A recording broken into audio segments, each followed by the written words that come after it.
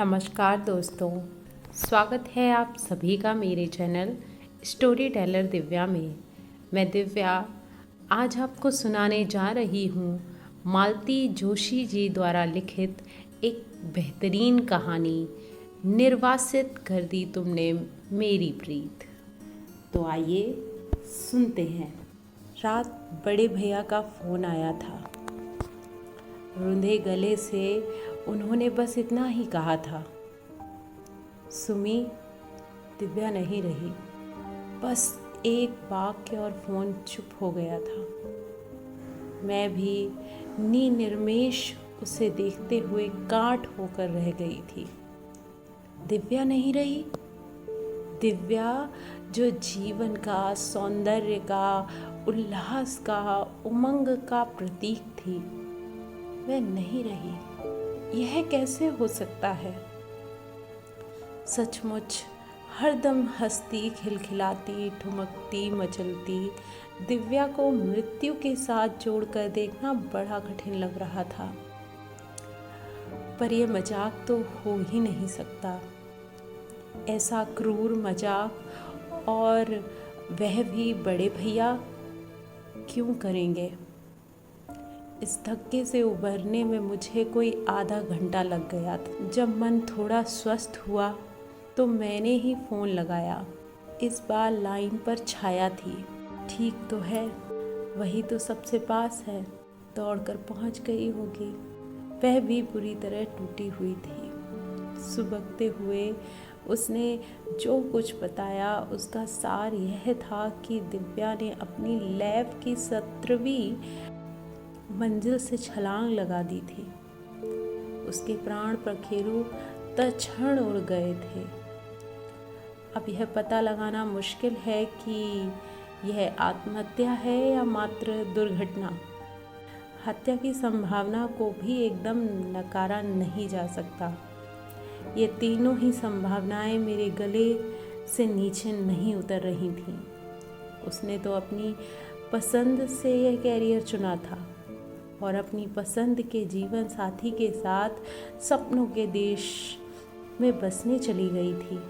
शादी को अभी मात्र 3 साल ही हुए हैं। इतनी जल्दी कोई इतना हताश हो सकता है? और उसकी हत्या भला कोई क्यों करेगा? क्या उस जैसी निश्चल सरल लड़की से भी किसी की दुश्मनी हो सकती है? और दुर्घटना का तो सवाल ही नहीं उठता। वह तो अपने सहकर्मियों से कहकर गई थी कि वह फ्रेश एयर लेने ऊपर जा रही है। फिनरल कब है? कहाँ है? मैंने दबी जवान में पूछ लिया। दिव्या जैसी लड़की के फिनरल की कल्पना तक सहरा देती है, पर औपचारिकता है, पूछना ही पड़ा। फिनरल तो बुआ वहीं हो गया, यहाँ लाने लायक स्थिति नहीं थी।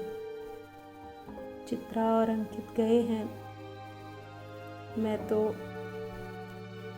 और वह चुप हो गई। समझ गई कि देवी जी फिर से उम्मीद से हैं।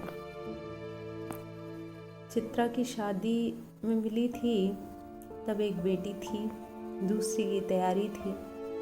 दिव्या की शादी में देखा 2 कन्याएं हैं और तीसरे की आहट है, और अब यह चौथे की सूचना। इस बार भी बेटी ही हुई तो उस मन स्थिति में भी मुझे छाया पर खींच आ गई। अच्छा, मैं कल रवाना हो रही हूँ, भैया भाभी का ख्याल रखना, मैंने कहा और फ़ोन रख दिया। फिर एक फ़ोन योगेश्वरी ट्रैवल्स को किया और कल किसी भी गाड़ी में मेरा आगरा के लिए रिजर्वेशन करवा दे। इस उम्र में अब धक्के खाते हुए जाने की हिम्मत नहीं होती। रात में ही मैंने सूटकेस जमा कर रख लिया। कल जिस भी गाड़ी में सीट होगी निकल जाऊंगी। सब समेट कर सोने गई तो 12:30 बज गए थे, पर मेरी आंखों में नींद का नाम नहीं था। एक मन हुआ पम्मी को फ़ोन कर लूं, पर घड़ी देखकर मैंने अपने को रोक लिया। वैसे भैया ने वहाँ भी फ़ोन तो कर ही दिया होगा, वह भी मेरे आगे पीछे ही पहुँचती होगी। मुँह से चाहे जैसा उल्टा सीधा बोलती रहे, पर ऐसे समय वे सब कुछ भूल कर दौड़ी चली आएगी। मुझे विश्वास है इस समय हम दोनों का वहाँ होना बेहद ज़रूरी है। अभी रो रो कर बेहाल हुई जा रही होंगी। भैया को सांत्वना देने वाला कोई ना होगा। अम्मा के बाद उस घर में शब्द थोड़े औपचारिक हो गए थे। जब तक अम्मा थी तब तक तो मैं हर छुट्टी में घर पहुंच जाती थी, इसलिए लड़कियां भी मुझसे हिली हुई थीं। खासकर दिव्या के लिए तो मैं फ्रेंड, फिलॉसफर एंड गाइड थी। पर अम्मा के बाद सब कुछ बदल गया। अम्मा की 13वीं पर ही मैंने भाभी को किसी से कहते सुना था, अरे एक सास मर गई तो क्या हुआ, दूसरी तो अभी बैठी है। वे तो बेचारी खटिया से लगी थी, पर ये तो खासम खास हैं। अभी पता नहीं कितने दिनों तक और राज करेंगी। अपने स्नेह की ऐसी अवमानना देखकर मन खट्टा हो गया था। तब से मैंने घर जाना छोड़ दिया था। या तो पम्मी के यहाँ कुछ दिन चली जाती या फिर किसी यात्रा कंपनी के साथ भारत भ्रमण कराती। भैया के यहाँ तो बस लड़कियों की शादी या सगाई में ही जाना होता था। इसलिए दिव्या की भी जो आखिरी छवि मेरे मन में अंकित थी, वह नववधू की ही थी। शादी के तुरंत बाद वह तो अमेरिका चली गई थी। उसके बाद शायद एक आध बार आई हो।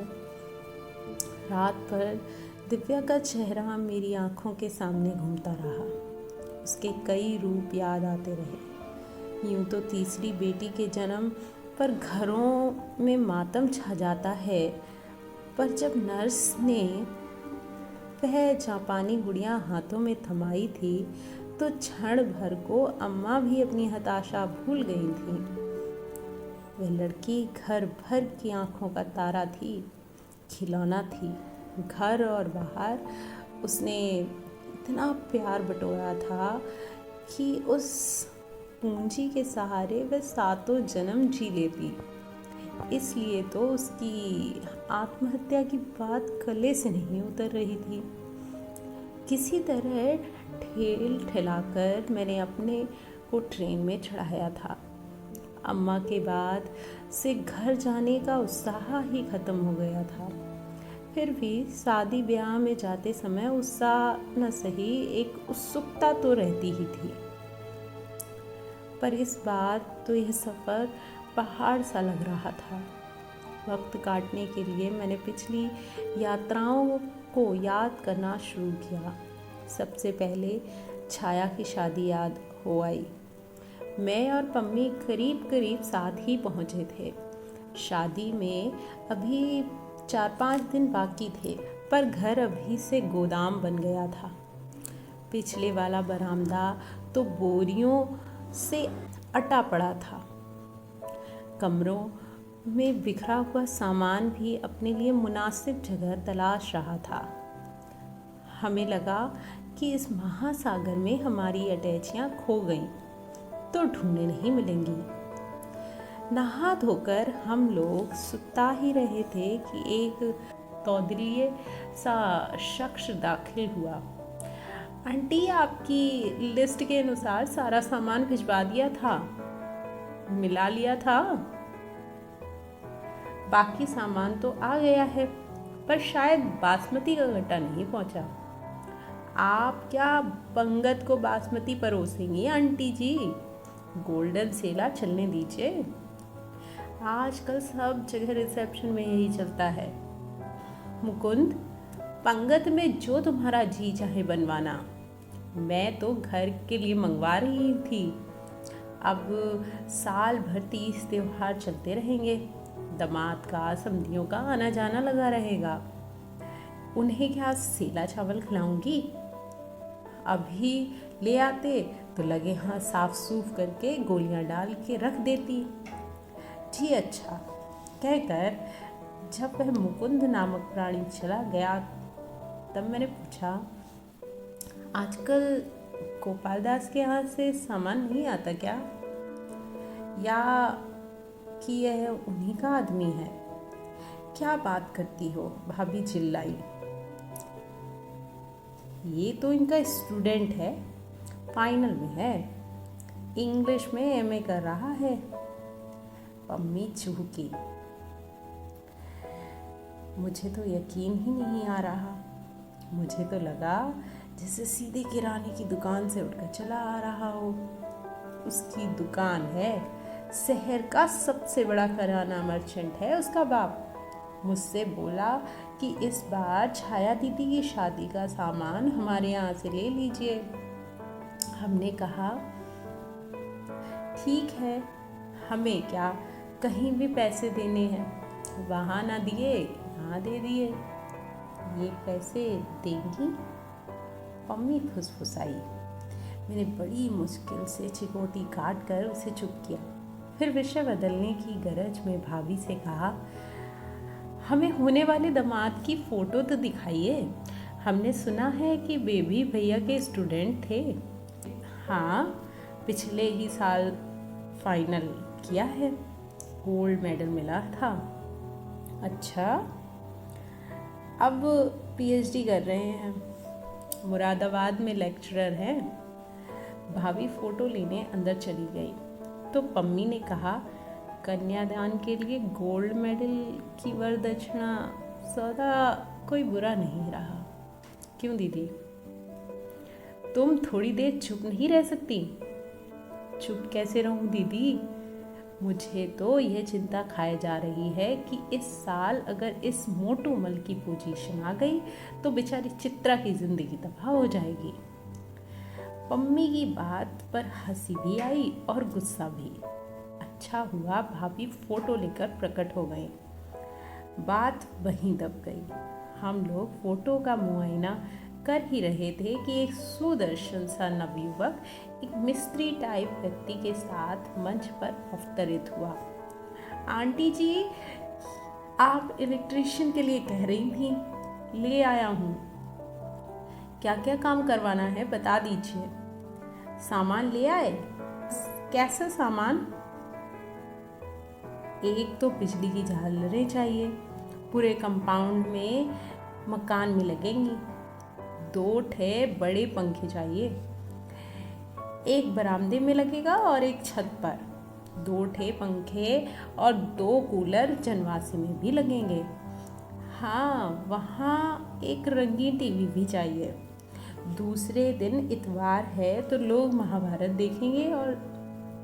और देखो, एक बड़ा सा फ्रिज 2 दिन पहले ही यहाँ आ जाए। हलवाई ने कहा है कि बंगाली मिठाई फ्रिज में ही रखी जाएगी। वह लड़का मुंह बाए भाभी की फरमाइशें सुनता रहा। फिर धीरे से बोला, ये सामान कहाँ से आएगा? अब यह भी मैं बताऊंगी? अजीब आदमी हो। हाथ हिलाते चले आए। सामान नहीं होगा तो बिजली वाले का मैं क्या छाड़ डालूंगी? लड़का अपना सा मुंह लेकर बाहर चला गया। साथ में वह मिस्त्री भी। मम्मी एकदम पूछ बैठी, भाभी क्या यह भी स्टूडेंट है? हाँ। क्यों? तो इस साल इसे ही गोल्ड मेडल दिलवा दीजिए। क्यों? उस समय पता नहीं कहाँ से चित्रा कमरे में टपक पड़ी। पम्मी की उससे कभी नहीं बनी। इस बार भी पम्मी को अपमानित करते हुए कसैली स्वर में बोली, उससे तुम्हारी फरमाइश की ज़रूरत नहीं है छोटी बुआ। आलोक हमेशा से टॉपर रहा है। चित्रा शायद सेब की चाबी लेने आई थी, लेकर चली गई, पर वातावरण को बड़ा असहज बना गई। मैंने वातावरण को थोड़ा हल्का बनाने की कोशिश करते हुए कहा, दरअसल भाभी, लड़का इतना सुंदर है तो हमें लगा कि चित्रा के साथ इसकी जोड़ी खूब जमेगी। अरे सुंदर है तो क्या सिर पर बिठा लें? भाभी ने हिकारत से कहा। न जात का न बरादरी का, वैसे भी चित्रा के लिए हम कोई डॉक्टर या इंजीनियर ही ढूंढेंगे। वो तो छाया का रंग थोड़ा दबा है, तो हमने सोचा चलो प्रोफेसर ही सही। हाँ सो तो है, प्रोफेसर को तो कैसी भी बीवी चल जाती है। पम्मी किसी तरह बाज नहीं आ रही थी। मैंने उसे जबरदस्ती उठाते हुए कहा, चल थोड़ा लॉन में घूम लेते हैं, बैठे बैठे पाँव अकड़ गए हैं। अब तो धूप भी कम हो गई होगी। बाहर आते ही मैंने उसे आड़े हाथों लिया। तुम्हारी जवान में क्या कांटे उगाए हैं, जो एक बात भी सीधी नहीं निकलती। कुछ भी कहने से पहले कम से कम मेरा तो ख्याल किया करो। तुम्हारे पास तो अपना घर परिवार है, पर मुझे तो रिटायर होकर यहीं इन लोगों के पास आना है। कोई ज़रूरी है? मेरे यहाँ भी तो आ सकती हो। बहुत संकोच हो रहा हो तो अपनी सारी जमा पूंजी मेरे छोटे के नाम कर देना, मैं बिल्कुल मना नहीं करूँगी। मैं कोई माकूल सा जवाब सोच ही रही थी कि उसने कहा, दीदी उधर फाटक पर देखो। मैंने देखा आलोक नामक वह शख्स अपने स्कूटर पर अब भी बैठा हुआ सड़क ताक रहा था। कमाल है, इतना लताड़ खाने के बाद भी जनाब अब भी जमे हुए हैं। गोल्ड मेडल का सवाल है दीदी। शायद मिस्री को भेजकर सामान मंगवाया होगा, पर इस बार पम्मी का अंदाजा गलत साबित हो गया था। बाद में पता चला था कि बिजली का काम भी मोटूमल ने ही अंजाम दिया था, इस फिक्रे के साथ कि यह काम क्या उस खोचू के वश का है। उस समय आलोक को मिस्री का नहीं किसी और का इंतजार था। एकाएक वह सतर्क होकर खड़ा हो गया। एक साइकिल सड़क से सरपट आती हुई सर्विस से फाटक के भीतर दाखिल हुई और साथ साथ आलोक भी। वह दिव्या थी, स्कूल से लौटी थी। आते ही दोनों में तकरार शुरू हो गई। यह वक्त है तुम्हारे घर लौटने का, घड़ी देखी है? ओहो, नाराज क्यों होते हो? एक्स्ट्रा क्लास थी आज फिजिक्स की। बेको मत, जुलाई में कहाँ एक्स्ट्रा क्लास लगती है? लगती है बाबा, हमारे यहाँ 10th और 12th के लिए वीक में 2 बार लगती। उसे रुआसी आवाज में कहा, और आप अभी जाना मत, मैं अभी तैयार होकर आई। कहाँ जाना है? मार्केट। और कहाँ? चूड़ियाँ लेनी है, मेकअप का सामान खरीदना है, टेलर के यहाँ से लहंगा उठाना है। तो जाओ जल्दी करो। जैसे ही वह मुड़ी उसने हम लोगों को देखा। अरे आप लोग कब आई? आलोक दा, ये दोनों मेरी बुआ हैं, ये सुमी बुआ और ये पम्मी बुआ। उसने शालीनता से हाथ जोड़ लिए। दिव्या ने हमारे पाँवों को हल्का सा स्पर्श किया और भीतर भाग गई। जाते हुए फिर एक बार आलोक को रुकने के लिए जता गई।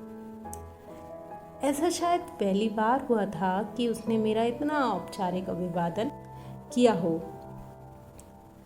नहीं तो वो तो बस लिपट ही जाती थी, झूम जाती थी, मचल जाती थी और अभी सूटकेस खोलकर दिखाइए कि हमारे लिए क्या लाई हैं। थोड़ा बुरा तो लगा, पर मैंने मन को समझा लिया कि दिव्या बड़ी हो गई है, बच्ची नहीं रही। और सचमुच जब वह तैयार होकर बाहर आई तो मानना पड़ा कि वह बड़ी हो गई है। स्कूल यूनिफॉर्म में गुड़िया सी दिखती दिव्या सलवार सूट में एकदम आकर्षक युवती लग रही थी। वह बाहर आई तो भाभी भी साथ थी। दोनों में खूब चकचक हो रही थी। मुझे देखते ही दिव्या बोली, अच्छा बुआ, फंक्शन में एक आध दिन लिपस्टिक लगाने में कोई हर्ज है? मैं भाभी का मूड देखकर जवाब सोच ही रही थी कि भाभी ही बोल उठी, अरे जब एक आध बार ही लगानी है तो अलग से खरीदने की क्या ज़रूरत है? आज जब तमाशा है, तीनों का सामान अलग आएगा। बड़ी तो खैर दुल्हन है, पर ये दोनों तो साजे में काम चला सकती हैं कि नहीं। एक हमारा ज़माना था, घर में एक पाउडर का डिब्बा आता था, घर भर लगा लेता था। हमारा आपका ज़माना बहुत पीछे छूट गया भाभी। हमारे यहाँ तो एक इकलौता पाउडर का डिब्बा भी बाबूजी से छिपा कर रखना पड़ता था, नहीं तो घर में महाभारत मच जाता था। तब तक आलोक और दिव्या फाटक पर पहुँच चुके थे। आलोक ने स्कूटर स्टार्ट किया और दिव्या उछल कर पीछे बैठ गई। उनकी आंखों से ओझल होते ही पम्मी ने एक विशिष्ट भंगिमा से मेरी ओर देखा। मैं कुछ समझ पाती इससे पहले ही भाभी ने उसका मतलब भांप लिया। तमक कर बोली, पम्मी जी ज़्यादा चतुराई न झाड़ो। सुमी कुछ समझे या ना समझे, हम तुम्हारे इशारे खूब समझते हैं। बेटों वाली हो ना, इसलिए तुम्हारी नाक ऊंची है। हमें तो पग पग पर इन लड़कों का मुंह जोहना पड़ता है। इस जमाने में लड़कियों को क्या कहीं अकेला भेजा जा सकता है? फिर तुम्हारे भैया तो हमेशा कहते रहते हैं कि तुम एक बेटे के लिए रोती रहती हो। तुम्हारे तो इतने बेटे हैं, इन्हें ही अपना समझो।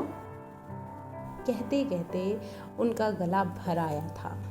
अनजाने में पम्मी ने उनकी दुखती रग छू ली थी।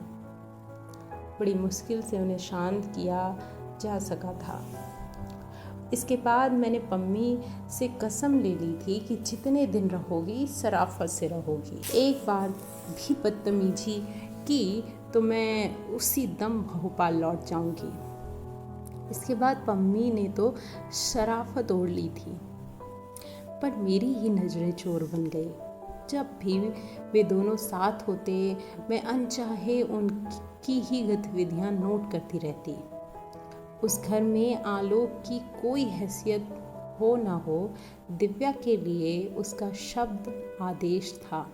हर काम में, हर बात में आलोक का सहयोग और सहमति आवश्यक थी। अल्पना के लिए आलोक का सर्टिफिकेट चाहिए, नहीं तो वह उसे मिटाकर दोबारा बनवाएगी। मेहंदी का डिज़ाइन वे पसंद करेंगे। दिव्या के चेहरे पर कौन सी हेयर स्टाइल फवेगी, इसे भी वे ही तय करेंगे। कपड़ों का चुनाव तो उन्हीं को करना था। गरज यह कि हर बात में उनकी मोहर का लगना ज़रूरी था। लेडी संगीत वाले दिन की घटना याद आ रही है। उस दिन दिव्या ने खूब रंग जमाया। मुझे तो पता ही नहीं था कि वह इतना अच्छा नाच लेती है। उस दिन बहुत सुंदर लग रही थी। किसी ने कहा, दिव्या तुम्हारा चुन्नी बेस मोरपंखी है ना?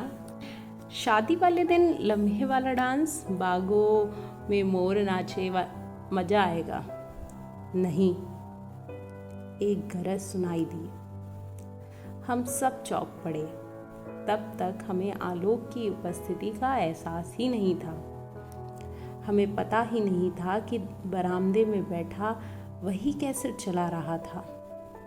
शादी में कोई नहीं नाचेगा, उसने सख्त लहजे से कहा।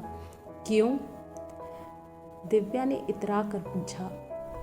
ये कोई फिल्म का सेट है जो घर की लड़कियां नाचेंगी? पता है ठेठ गांव से बारात है और गांव में नाचने वाली लड़कियों को अच्छी नज़र से नहीं देखा जाता। पर इतने महंगे सूट का क्या होगा, अपनी शादी में पहन लेना। पर इस शादी में नाच पाँच नहीं होगा, कह दिया। और सचमुच नाच नहीं हुआ और ना ही दिव्या ने वह सूट पहना। पर उसने जो भी पहना था उसमें भी वह गजब ढा रही थी। देखने वालों की आंखें उस पर अटक जाती थीं। आलोक को यह सहन नहीं हुआ। डपट कर बोला, तुम्हें दौड़ दौड़ कर कोल्ड ड्रिंक सर्व करने ये इतने सारे बैरे यहाँ किस लिए हैं? फिर मुझसे बोला, बुआ जी इसमें तो ज़रा अकल नहीं है, ज़रा आप ही इसे समझाइए। इन उजड़ गंवारों को तो देखिए, कैसे आंखें फाड़ फाड़ कर घूर रहे हैं, जैसे लड़की पहली बार देख रहे हों। मेरा बस चले तो किसी को उनके सामने ना पड़ने दूं। और सचमुच उसने ऐसा ही किया। दिव्या को बुरा तो लगा होगा, पर वह आलोक की अवज्ञा नहीं कर सकी। यह उम्र ऐसी ही होती है, हम जिसे चाहते हैं उसकी हर बात सिर माथे लेते हैं। दिव्या उम्र की उसी मोड़ पर थी। आलोक उससे 4-5 साल बड़ा था। इसी नाते उसे हिदायतें भी दे रहा था, उसकी हिफाजत भी कर रहा था। मैं परेशान हो उठी। मैंने जिस 4 दिन में पकड़ लिया था, क्या भैया भाभी उससे अनजान होंगे, या उनकी नज़रों में दिव्या अब भी बेबी ही थी, या कि फिर यह मेरा मन का भ्रम था। चित्रा छाया से 3 साल छोटी थी। 3 साल बाद उसकी भी गया। एमएससी में टॉप करके चित्रा उन दिनों आसमान में उड़ रही थी। आईएएस बनने के ख्वाब देख रही थी। भैया ने अपनी लाडली के लिए आईएएस दूल्हा ढूंढ दिया। मैं और पम्मी तो छाया की शादी में ठाड़ देख कर तंग रह गए थे, पर चित्रा की शादी देख कर लगा कि वह ठाड़ बाड़ तो कुछ भी नहीं था।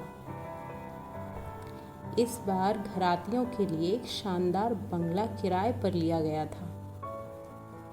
बारातियों का इंतज़ाम तो 3 स्टार होटल में था। दहेज का सामान देखकर तो आंखें चौंध गईं। सब कुछ इम्पोर्टेड था। 30-16 सोना और चांदी के बर्तन का पूरा सेट। साड़ी कोई भी 2000 से कम नहीं होगी। पिछली बार की तरह इस बार भी हम विस्मय विमुग्ध थे। क्या सचमुच भैया की इतनी हैसियत है? लेकिन इस शाही सरंजाम के बावजूद बारातियों के मिजाज नहीं मिल रहे थे। बार बार शिकायतें आ रही थीं। रूम सर्विस ठीक नहीं है, एसी काम नहीं कर रहा, कमरों में कलर टीवी नहीं है, फ़ोन पर एसटीडी की सुविधा नहीं है। भैया बार बार फ़ोन पर गिड़गिड़ाए जा रहे थे। सर, मैंने तो इस शहर का सबसे पॉश होटल आपके लिए बुक करवाया है। इससे अधिक मैं क्या कर सकता हूँ? अपने धीर गंभीर विद्वान और रौबदार भैया को इस तरह गिड़गिड़ाते देखना बड़ा बुरा लग रहा था। उधर होटल वाले बारातियों की बदतमीजी की शिकायत किए जा रहे थे। भैया अजीब अशोपेश में थे। उन लोगों की बदतमीजी का प्रमाण तो द्वारचार के समय ही मिल गया था। नाचते नाचते 3 घंटे तो उन लोगों ने रास्ते में ही लगा दिए। भैया के सारे गणमान्य अतिथि भाभी के हाथ में लिफाफा थमाकर बिना खाए पिए ही चले गए। अपनी बेटी के लिए भैया ने हीरे जैसा दामाद ढूंढा था, पर उसका प्रदर्शन करने की तमन्ना अधूरी ही रह गई। बाद में लगा कि अच्छा ही हुआ जो सब लोग जल्दी चले गए। बात का नज़ारा जरा भी देखने लायक नहीं था। सब लोग, खासकर लड़का, नशे में धूत था।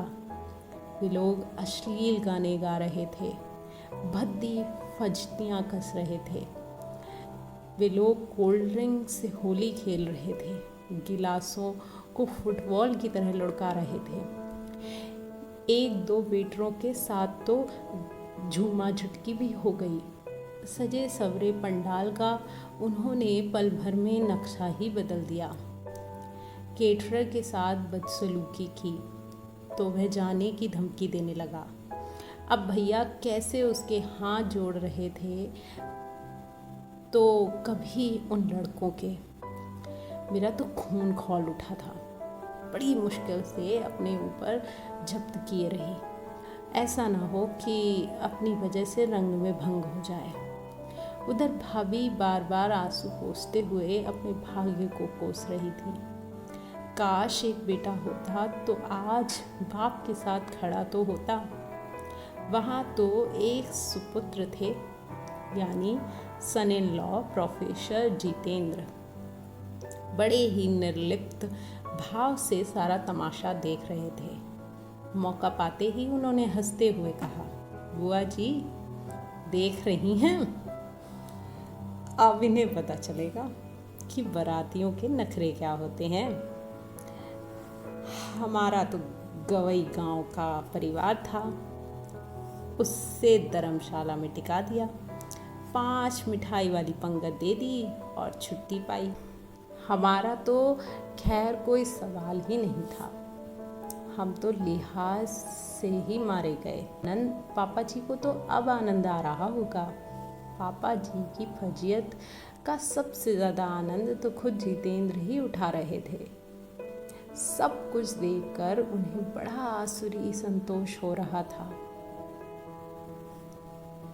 मुझे तो छाया पर तरस आ रहा था। दीन दुनिया से बेखबर बस अपनी छुटकी में ही मगन थी। एक गोद में, एक पेट में, दोनों बच्चों ने उसे हलकान कर दिया रखा था। दूसरों की ओर ध्यान देने का उसे अवकाश ही नहीं था। सबसे ज़्यादा ताव तो मुझे चित्रा पर आ रहा था। महंगा ब्राइडल मेकअप करवाकर ऐसी तनी बैठी थी मानो विश्व सुंदरी का खिताब जीत लिया हो। लड़के पापा का अपमान कर रहे थे, मखौल उड़ा रहे थे, बेवजह फरमाइशें कर रहे थे। उसे जैसे किसी चीज़ से सरोकार ही नहीं था। स्टेज पर बैठी मंद मंद मुस्करा रही थी, अपने नए नवेले पति से बतिया रही थी। यह लड़की है या बर्फ का गोला? मेरा तो यह सब देख देख कर खून खौल रहा है। पर इसे देखो, माथे पर शिकन तक नहीं है। दीदी, खून में फर्क होता है, पम्मी ने गंभीरता से कहा। तुम्हारा हमारा खून खौलता है क्योंकि वह पसीने की कमाई से बना है। यहाँ का हाल तो तुम जानती ही हो। मम्मी बात कड़वी करती है पर वह अक्सर सच होती है। सचमुच हम लोग तो इतना अपमान बर्दाश्त ही नहीं कर पाते। मुझे 22 साल पुरानी घटना याद हो आई। तो ये था कहानी का पहला भाग। आई होप आपको पसंद आया हो, और अगर आया है तो प्लीज़ इसको लाइक कीजिए, शेयर कीजिए अपने प्रियजनों और जानकारों के साथ ही मेरे चैनल को सब्सक्राइब करना कतई ना भूलें। मिलते हैं कहानी के अगले भाग के साथ इस संडे को। धन्यवाद।